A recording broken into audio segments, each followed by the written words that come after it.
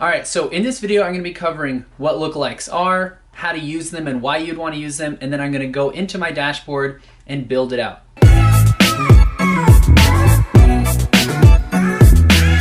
All right, so let's go over Facebook lookalikes. Lookalike targeting on Facebook is the end game you wanna get to. Whenever you're trying to scale on Facebook, the best way to do it is with lookalike audiences. And in fact, it's actually the only way I found success. Before, I was always trying to do interest targeting and targeting like that. However, when I found lookalikes, it literally changed the game. And it actually makes sense why. What lookalikes are is it's Facebook's way of finding people similar to whatever event you're getting a lookalike off of. Meaning, let's just say the event you're trying to get a lookalike from is a purchaser, right? Which is the best one. You want to do that.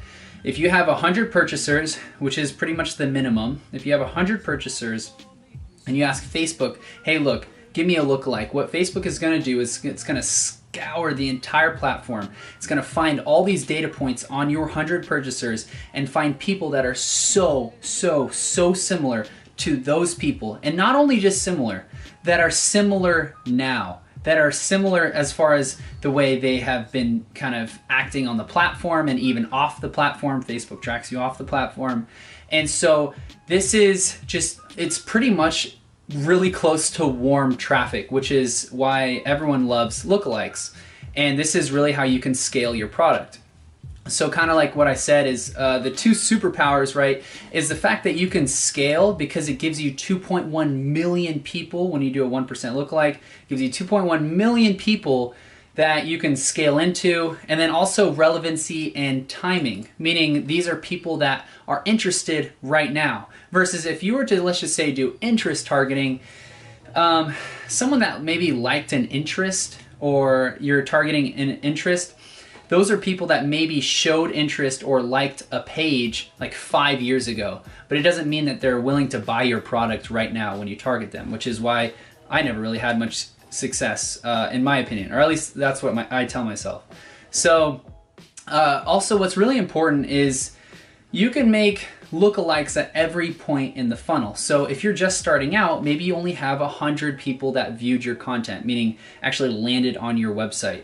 Then you can go and tell Facebook, hey, give me 100, give me a lookalike of these 100 view contents. Or, you know, if you have add to carts, initiate checkout, and obviously the golden one is purchase.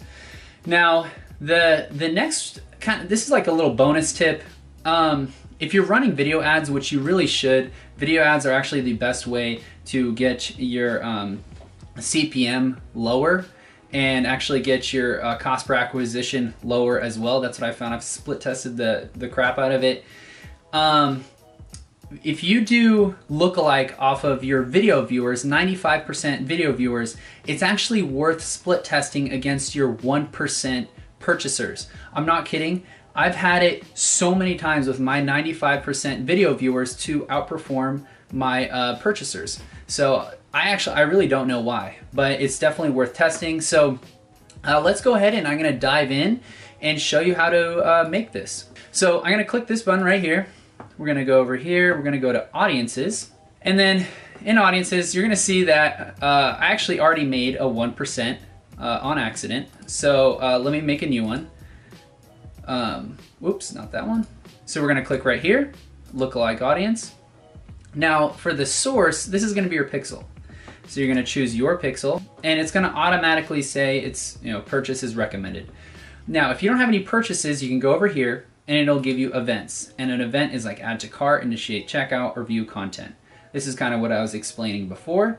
So if you only have 100 view contents, you can go here. If you're a little bit more seasoned, I guess, you can click the add to carts or you can do purchase. So let's go with purchase. Location, I always start in the United States. Audience size. So I want to quickly explain this because this confused the hell out of me in the beginning. So a 1% lookalike is Facebook's way of finding the people that are most similar to whatever event you're getting a lookalike off of. So in this case, it's a purchase. However, you might be thinking, well, why would I ever go to the right of that? Why would I ever choose a 10% or a 2%? right? But sometimes it converts better. So that's my only reason I can give you. Facebook is getting better and better and better. So most of the time it's going to be a 1%. However, something interesting is that if you do a 10% lookalike, which is the biggest you could do, I have found that when you have a bigger audience, a bigger pool, your CPMs will drop. So when I was running my ad, I had, it was like $21 CPM. And then for my 10%, it was $8.93 CPM. It was like a fraction of it, right? And my cost per acquisition was also lower. So this is why you would want to kind of do a tug and pull and see if maybe you want to play with the size of your audience size. Now, to make it simple, what you really should do is actually just play with your 1% right now. But I just want to kind of give you an overview of lookalikes, right? Now, what I am doing right now, because I've been playing with 1%, 2%, what I do now as like almost a routine is if I'm launching, let's just say, a new product, I will actually go ahead and build all of this. And what is this? It looks confusing, but basically what this is doing is it's only giving me, this is me saying, hey, look, I only want my 0 to 1%, and my 1 to 2%, I don't want my 0 to 1%. So this is segmenting, making sure that there's no overlap, right? There's just different ways to angle it, and I won't go too deep into this now, but if you guys want me to, in another video, I'll actually show you the breakdown of exactly how I do it and the Excel spreadsheet that I actually use to break this all down with. Okay, so let's just go simple, which is what I started with, and you do a 1%. So we're gonna go ahead and click create that audience, and it's not gonna allow me to because I already created it. So let's just imagine that's a 1%. Because it doesn't allow you to create the same audience twice. So it's created. Now what I want to do is show you actually where to put this audience and how to set up your campaign with it. So we're going to go right here. We're going to go to Ads Manager. And we're going to create ad. And what's cool is that this is actually exactly what you guys will see if you're starting from scratch. I'm going to start over. You guys won't see that. I'm going to create a new campaign. Now, I will be starting with conversions. I start with conversions 90% of the time. Traffic, I use for my retargeting campaigns. Engagement, I will use if I'm testing a product that I'm really kind of like seeing, you know, which product would most likely win in a conversion battle. And so I would choose engagement, see which one is getting a lower cost per engagement. But if you want sales, you really click here. And we go ahead and setting this up because this is a new ad account that I'm using for just YouTube right now. And we'll go ahead and we'll optimize for purchase. And we'll go to custom audiences. And this is where we can have our lookalike right here. Boom, 1%. So this is where we'll do our targeting. For now, we can have 18 to 65. If you know that it's primarily women with your product, you can choose women. And sometimes I will angle it more to 25 all the way to 54. This is typically what I like to do, what I found, at least in my niche. Now we will go down to here to edit placements.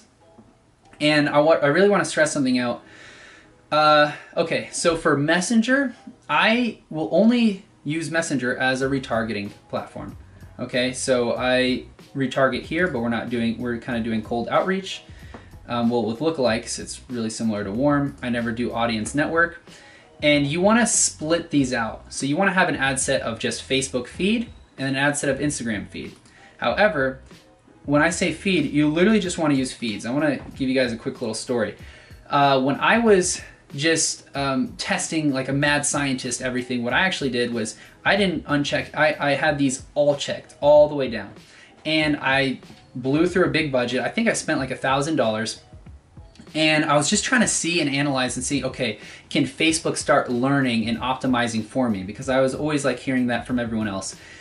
And in my case, it didn't work out. When I split the data out and I found, hey, these feeds are giving me lower cost per acquisition or lower cost per purchase, but yet Facebook is shoving me into these other platforms that are less saturated, but my sales, like, it was more expensive. And in fact, I don't even think I was profitable. I think I was barely break even.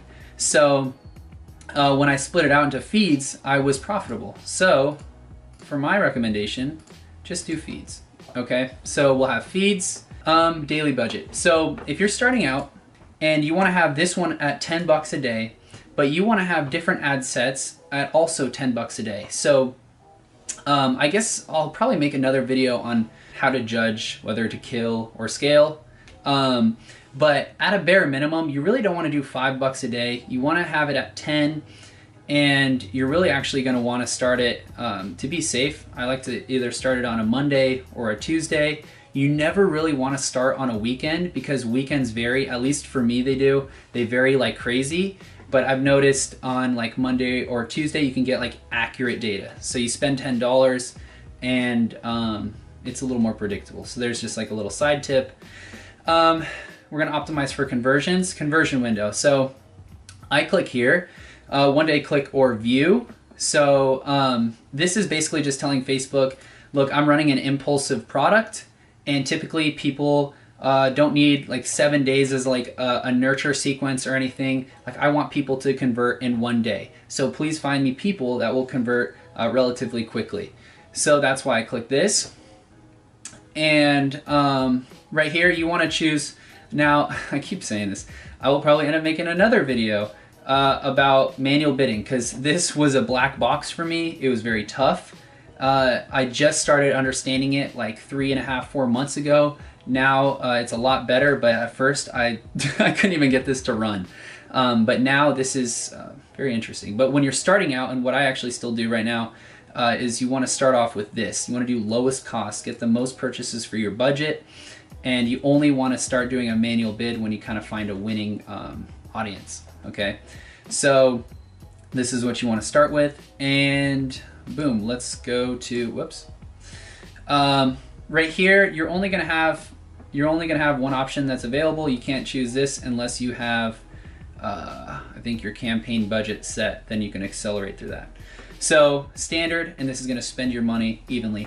Now, when I click continue, it's gonna go into the ad creative creation. So that's probably going to be for another video, but as far as where to put your lookalike, it's actually going to be right here. And these are kind of the basics of what I would start off with. So I hope this helped, but actually in the other videos, if you could let me know, what do you guys actually want to see? What's confusing? Kind of what questions do you guys have? And then I'll make videos based off of that. But I hope this was super helpful. And if you're new here, go ahead and subscribe. And yeah, I'll see you guys in the other videos.